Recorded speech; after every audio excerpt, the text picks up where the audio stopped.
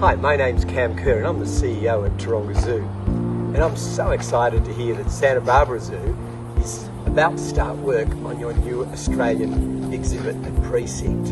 We have some of the most unusual and beautiful animals on Earth down here. The trouble is though, of course, this is one of the oldest continents on Earth and our soils and ecosystems are really fragile. So what excites me even more is that Santa Barbara Zoo is going to be out there as one of our conservation partners, displaying Australian wildlife and helping the community understand how important it is to protect our wonderful natural environment. In the meantime, I'm going to give you my shovel so you can get started. Crikey! Oh my gosh, what a great way to start a groundbreaking. Cameron, thank you so much. And our great thanks to your whole crew at the Taronga Zoo down in Sydney, Australia. The new Australian Walkabout is an adventure aimed to serve as a reminder to us all to take care of the planet's living treasures across the world and in our own backyards. Australia is one of the most breathtakingly beautiful and biodiverse countries on the planet and home to an incredible number of unique species of plants and animals, many of which are found nowhere else in the world.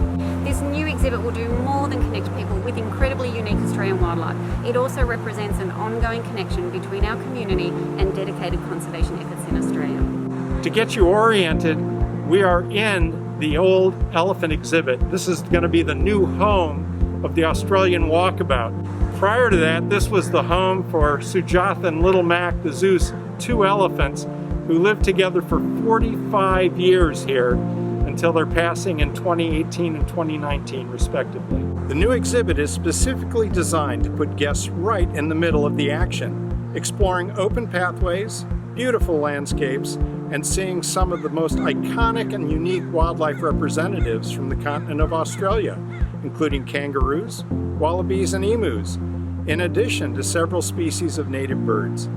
As you wander down the pathway, you'll meet new friends along the way and learn about Australian wildlife conservation. The best part, no passport needed. In addition to honoring Aboriginal culture, the zoo would also like to acknowledge the Chumash land upon which this exhibit is being built.